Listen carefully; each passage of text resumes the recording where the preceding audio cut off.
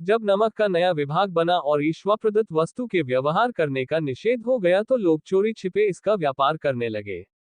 अनेक प्रकार के छल प्रपंचों का सूत्रपात हुआ, कोई घूस से काम निकालता था, कोई चालाकी से। अधिकारियों के पौ 12 थे। पटवारीगिरी का सर्वसम्मानित पद छोड़ छोड़कर लोग इस विभाग की बरकंदाजी करते थे। इसके दारोगा पद के लिए तो वकीलों का भी जी ललचाता था।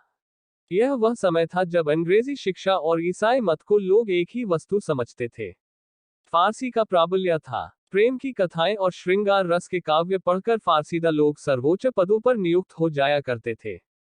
मुंशी वंशीधर भी जुलेखा की विरह कथा समाप्त करके सीरी और फरहाद के प्रेम वृतांत को नल और नील की लड़ाई और अमेरिका के आविष्कार से अधिक महत्व की बातें समझते हुए रोजगार की खोज में निकले। उनके पिता एक अनुभवी पुरुष थे।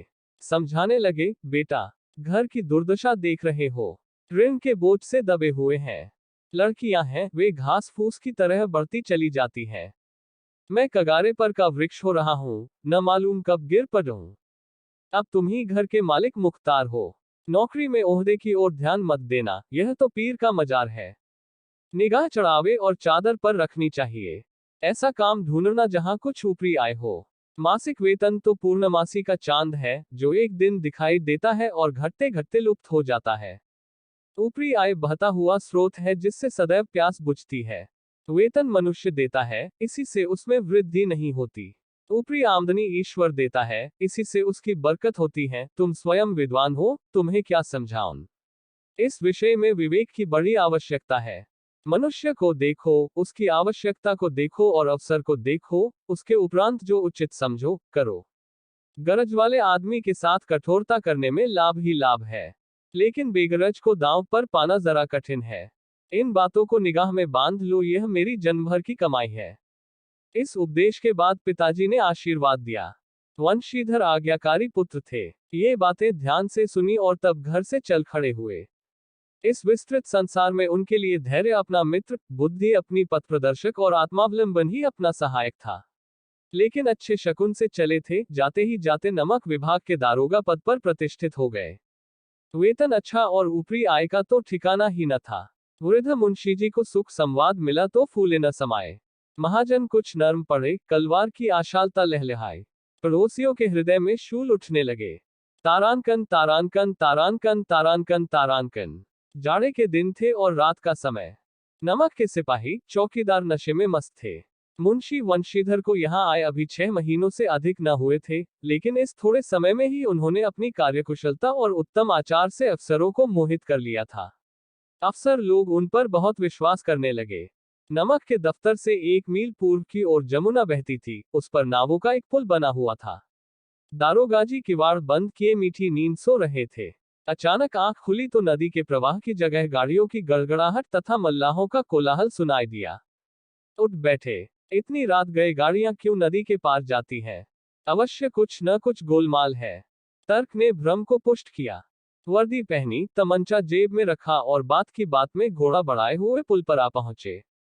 गाड़ियों की एक लंबी कतार पुल के पार जाती देखी। डांटकर पूछा, किसकी गाड़ियां हैं? थोड़ी देर तक सन्नाटा रहा। आदमियों में कुछ कानाफूसी हुई, तब आगे वाले ने कहा, पंडित अलोपीदीन की। कौन पंडित अलोपीदीन? दातागंज के। मुंशी वंशीधर चौंके। पंडित अलोपीदीन इस इलाके के सबसे प्रतिष्ठित जमींदार थे। लाखों रुपए का लेन देन करते थे। इधर छोटे से बड़े कौन ऐसे थे जो उनके ऋणी न हो। व्यापार भी बड़ा लंबा चौड़ा था। बड़े चलते पुर्जे आदमी थे। अंग्रेज अफसर उनके इलाके में शिकार खेलने आते और उनके मेहमान होते। 12 मास सदाव्रत चलता था। मुंशी ने पूछा, गाड़ियां कहाँ जाएंगी? उत्तर मिला, कानपुर। लेकिन इस प्रश्न पर कि इनमें क्या है, सन्नाटा छा गया। दारोगा साहब का संदेह और भी बढ़ा। कुछ देर तक उत्तर की बात देखकर वह जोर से बोले, क्या तुम सब गूंगे हो गए हो? हम पूछते हैं इनमें क्या लदा है। जब इस बार भी कोई उत्तर न मिला तो उन्होंने घोड़े को एक गाड़ी से मिलाकर बोरे को टटोला। भ्रम दूर हो गया। यह नमक के अड़ेले थे। तारानकन तारानकन तारानकन तारानकन तारानकन। पंडित अलोपीदीन अपने सजीले रथ पर सवार, कुछ सोते कुछ जागते चले आते थे। अचानक कई गाड़ीवानों ने घबराए हुए आकर जगाया और बोले, महाराज, दारोगा ने गाड़ियां रोक दी हैं और घाट पर खड़े आपको बुलाते हैं। पंडित अलोपीदीन का लक्ष्मी जी पर अखंड विश्वास था। वह कहा करते थे कि संसार का तो कहना ही क्या, स्वर्ग में भी लक्ष्मी का ही राज्य है। उनका यह कहना यथार्थ ही था। न्याय और नीति सब लक्ष्मी के ही खिलौने हैं, इन्हें वह जैसे चाहती है नचाती है। लेटे ही लेटे गर्व से बोले, चलो हम आते हैं। यह कहकर पंडित जी ने बड़ी निश्चिंतता से पान के बीड़े लगाकर खाए। फिर लिहाफ ओढ़े हुए दारोगा के पास आकर बोले, बाबूजी आशीर्वाद कहिए, हमसे ऐसा कौन सा अपराध हुआ कि गाड़ियां रोक दी गईं? हम ब्राह्मणों पर तो आपकी कृपा दृष्टि रहनी चाहिए। वंशीधर रुखाई से बोले, सरकारी हुक्म। पंडित अलोपीदीन ने हंसकर कहा, हम सरकारी हुक्म को नहीं जानते और न सरकार को। हमारे सरकार तो आप ही हैं। हमारा और आपका तो घर का मामला है, हम कभी आपसे बाहर हो सकते हैं। आपने व्यर्थ का कष्ट उठाया। यह हो नहीं सकता कि इधर से जाएं और इस घाट के देवता को भेंट न चढ़ावे। मैं तो आपकी सेवा में स्वयं ही आ रहा था। वंशीधर पर ऐश्वर्य की मोहिनी वंशी का कुछ प्रभाव न पड़ा। ईमानदारी की नई उमंग थी। कड़ा दिखकर बोले, हम उन नमकहरामों में नहीं हैं, जो कौड़ियों पर अपना ईमान बेचते फिरते हैं। आप इस समय हिरासत में हैं। आपको कायदे के अनुसार चालान होगा। बस, मुझे अधिक बातों की फुर्सत नहीं है। जमादार बदलू सिंह, तुम इन्हें हिरासत में ले चलो, मैं हुक्म देता हूँ। पंडित अलोपीदीन स्तंभित हो गए। गाड़ीवानों में हलचल मच गई। पंडित जी के जीवन में कदाचित यह पहला ही अवसर था कि पंडित जी को ऐसी कठोर बातें सुननी पड़ी। बदलू सिंह आगे बढ़ा, किंतु रोब के मारे यह साहस न हुआ कि उनका हाथ पकड़ सके। पंडित जी ने धर्म को धन का ऐसा निरादर करते कभी न देखा था। विचार किया कि यह अभी उद्दंड लड़का है। माया मोह के जाल में अभी नहीं पड़ा। अल्हड़ है, झिझकता है। बहुत दीन भाव से बोले, बाबू साहब ऐसा न कीजिए, हम मिट जाएंगे। इज्जत धूल में मिल जाएगी। हमारा अपमान करने से आपके हाथ क्या आएगा? हम किसी तरह आपसे बाहर थोड़े ही हैं। वंशीधर ने कठोर स्वर में कहा, हम ऐसी बातें नहीं सुनना चाहते। अलोपीदीन ने जिस सहारे को चट्टान समझ रखा था, वह पैरों के नीचे खिसकता हुआ मालूम हुआ। स्वाभिमान और धन ऐश्वर्य की कड़ी चोट लगी। किंतु अभी तक धन की सांख्यिक शक्ति का पूरा भरोसा था। अपने मुख्तार से बोले, लाला जी, 1000 के नोट बाबू साहब की भेंट करो, आप इस समय भूखे सिंह हो रहे हैं। वंशीधर ने गर्म होकर कहा, 1000 नहीं, 1,00,000 भी मुझे सच्चे मार्ग से नहीं हटा सकते। धर्म की इस बुद्धिहीन दृढ़ता और देव दुर्लभ त्याग पर मन बहुत झुंझलाया। अब दोनों शक्तियों में संग्राम होने लगा। धन ने उछल उछलकर आक्रमण करने शुरू किए। 1 से 5, 5 से 10, 10 से 15 और 15 से 20,000 तक नौबत पहुंची, किंतु धर्म अलौकिक वीरता के साथ बहुसंख्यक सेना के सम्मुख अकेला पर्वत की भांति अटल अविचलित खड़ा था। अलोपीदीन निराश होकर बोले, अब इससे अधिक मेरा साहस नहीं। आगे आपको अधिकार है। वंशीधर ने अपने जमादार को ललकारा। बदलू सिंह मन में दारोगाजी को गालियां देता हुआ पंडित अलोपीदीन की ओर बढ़ा। पंडित जी घबराकर 2-3 कदम पीछे हट गए। अत्यंत दीनता से बोले, बाबू साहब, ईश्वर के लिए मुझ पर दया कीजिए, मैं 25,000 पर निपटारा करने को तैयार हूं। असंभव बात है। 30,000 पर किसी तरह भी संभव नहीं। क्या 40,000 पर भी नहीं? 40,000 नहीं, 40 लाख पर भी असंभव है। बदलू सिंह, इस आदमी को हिरासत में ले लो। अब मैं एक शब्द भी नहीं सुनना चाहता। धर्म ने धन को पैरों तले कुचल डाला। अलोपीदीन ने एक हृष्ट-पुष्ट मनुष्य को हथकड़ियां लिए हुए अपनी तरफ आते देखा। चारों ओर निराश और कातर दृष्टि से देखने लगे। इसके बाद मूर्छित होकर गिर पड़े। तारांकन तारांकन तारांकन तारांकन तारांकन। दुनिया सोती थी पर दुनिया की जीभ जागती थी। सवेरे देखिए तो बालक वृद्ध सबके मुंह से यही बात सुनाई देती थी। जिसे देखिए वही पंडित जी के इस व्यवहार पर टीका टिप्पणी कर रहा था। निंदा की बौछारें हो रही थी, मानो संसार से अब पापी का पाप कट गया। पानी को दूध के नाम से बेचने वाला ग्वाला, कल्पित रोजनामचे भरने वाले अधिकारी वर्ग, रेल में बिना टिकट सफर करने वाले बाबू लोग, जाली दस्तावेज बनाने वाले सेठ और साहूकार, यह सब के सब देवताओं की भांति गर्दनें चला रहे थे। जब दूसरे दिन पंडित अलोपीदीन अभियुक्त होकर कांस्टेबलों के साथ, हाथों में हथकड़ियां, हृदय में ग्लानि और क्षोभ भरे, लज्जा से गर्दन झुकाए अदालत की तरफ चले तो सारे शहर में हलचल मच गई। मेलों में कदाचित आंखें इतनी व्यग्र न होती होंगी। भीड़ के मारे छत और दीवार में कोई भेद न रहा। किंतु अदालत में पहुंचने की देर थी। पंडित अलोपीदीन इस अगाध वन के सिंह थे। अधिकारी वर्ग उनके भक्त, अमले उनके सेवक, वकील मुख्तार उनके आज्ञा पालक और अरदली, चपरासी तथा चौकीदार तो उनके बिना मोल के गुलाम थे। उन्हें देखते ही लोग चारों तरफ से दौड़े। सभी लोग विस्मित हो रहे थे। इसलिए नहीं कि अलोपीदीन ने यह कर्म किया, बल्कि इसलिए कि वह कानून के पंजे में कैसे आए। ऐसा मनुष्य जिसके पास असाध्य साधन करने वाला धन और अनन्य वाचालता हो, वह क्यों कानून के पंजे में आए। प्रत्येक मनुष्य उनसे सहानुभूति प्रकट करता था। बड़ी तत्परता से इस आक्रमण को रोकने के निमित्त वकीलों की एक सेना तैयार की गई। न्याय के मैदान में धर्म और धन में युद्ध ठन गया। वंशीधर चुपचाप खड़े थे। उनके पास सत्य के सिवा न कोई बल था, न स्पष्ट भाषण के अतिरिक्त कोई शस्त्र गवाह थे, किंतु लोभ से डांवाडोल। यहाँ तक कि मुंशीजी को न्याय भी अपनी ओर कुछ खींचा हुआ दिख पड़ता था। वह न्याय का दरबार था, परंतु उसके कर्मचारियों पर पक्षपात का नशा छाया हुआ था। किंतु पक्षपात और न्याय का क्या मेल। जहां पक्षपात हो, वहां न्याय की कल्पना नहीं की जा सकती। मुकदमा शीघ्र ही समाप्त हो गया। डिप्टी मजिस्ट्रेट ने अपनी तजवीज में लिखा, पंडित अलोपीदीन के विरुद्ध दिए गए प्रमाण निर्मूल और भ्रमात्मक है। वह एक बड़े भारी आदमी है। यह बात कल्पना के बाहर है कि उन्होंने थोड़े लाभ के लिए ऐसा दुस्साहस किया हो। यद्यपि नमक के दरोगा मुंशी वंशीधर का अधिक दोष नहीं है, लेकिन यह बड़े खेद की बात है कि उसकी उद्दंडता और विचारहीनता के कारण एक भले मानुस को कष्ट झेलना पड़ा। हम प्रसन्न हैं कि वह अपने काम में सजग और सचेत रहता है, किंतु नमक के मुकदमे की बढ़ी हुई नमक से हलाली ने उसके विवेक और बुद्धि को भ्रष्ट कर दिया। भविष्य में उसे होशियार रहना चाहिए। वकीलों ने यह नमक का दारोगा सुना और उछल पड़े। पंडित अलोपीदीन मुस्कुराते हुए बाहर निकले। स्वजन बांधवों ने रुपए की लूट की। उदारता का सागर उमड़ पड़ा। उसकी लहरों ने अदालत की नींव तक हिला दी। जब वंशीधर बाहर निकले तो चारों ओर उनके ऊपर व्यंग्यबाणों की वर्षा होने लगी। चपरासियों ने झुक झुक कर सलाम किए। किंतु इस समय एक कटु वाक्य, एक एक संकेत उनकी गर्वाग्नि को प्रज्वलित कर रहा था। कदाचित इस मुकदमे में सफल होकर वह इस तरह करते हुए न चलते। आज उन्हें संसार का एक खेदजनक विचित्र अनुभव हुआ। न्याय और विद्वत्ता, लंबी चौड़ी उपाधियां, बड़ी बड़ी दाढ़ियां, ढीले चोगे एक भी सच्चे आदर का पात्र नहीं है। तारांकन तारांकन तारांकन तारांकन तारांकन। वंशीधर ने धन से बैर मोल लिया था, उसका मूल्य चुकाना अनिवार्य था। कठिनता से एक सप्ताह बीता होगा कि मुअत्तली का परवाना आ पहुंचा।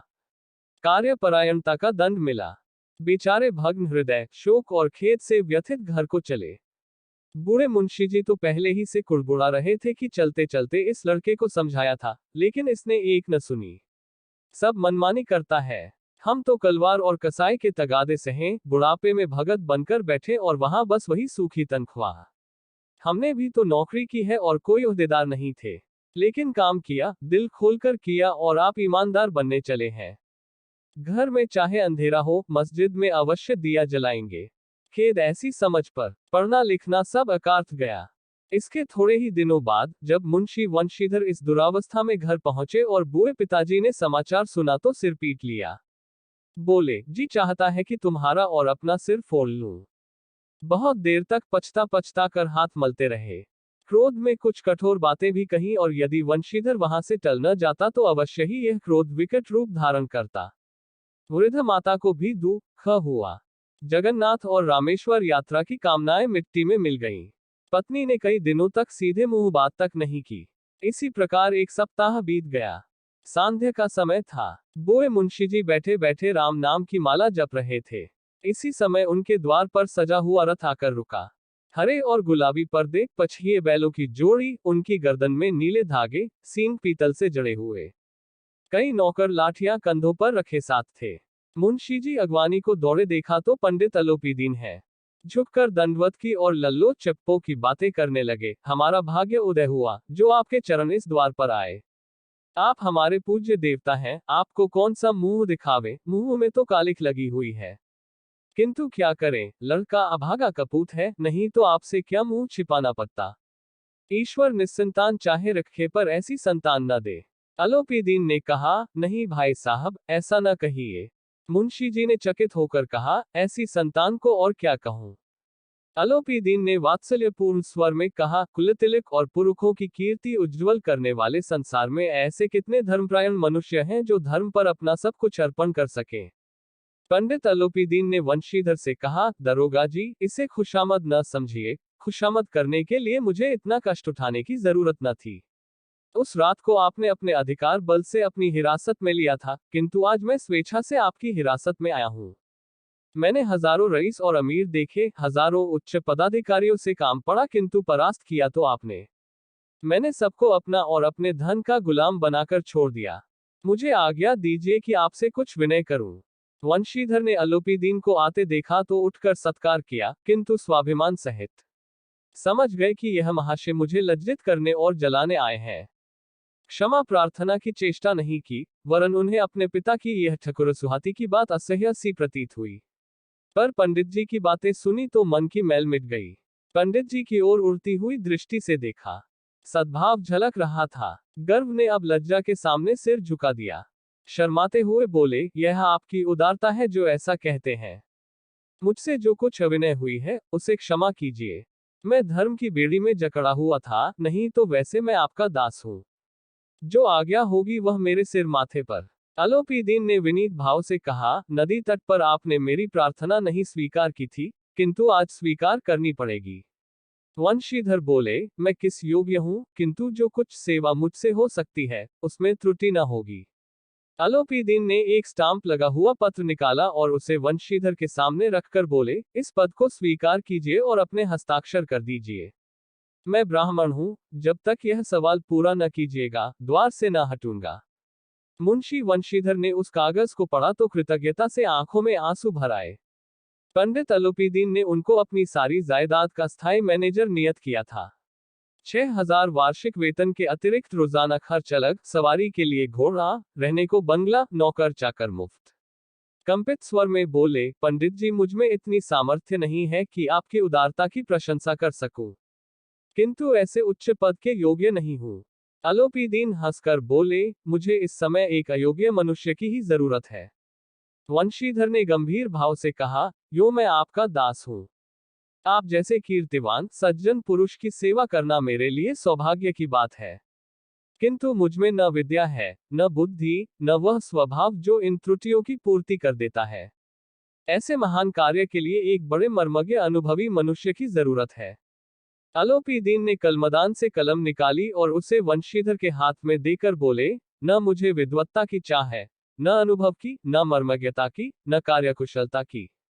इन गुणों के महत्व को खूब पा चुका हूं। अब सौभाग्य और सुअवसर ने मुझे वह मोती दे दिया जिसके सामने योग्यता और विद्वत्ता की चमक फीकी पड़ जाती है। यह कलम लीजिए, अधिक सोच विचार न कीजिए, दस्तखत कर दीजिए। परमात्मा से यही प्रार्थना है कि वह आपको सदैव वही नदी के किनारे वाला, बेमुरौवत, उद्दंड, कठोर परंतु धर्मनिष्ठ दारोगा बनाए रखे। वंशीधर की आंखें डबडबाईं। हृदय के संकुचित पात्र में इतना एहसान न समा सका। एक बार फिर पंडित जी की ओर भक्ति और श्रद्धा की दृष्टि से देखा और कांपते हुए हाथ से मैनेजरी के कागज पर हस्ताक्षर कर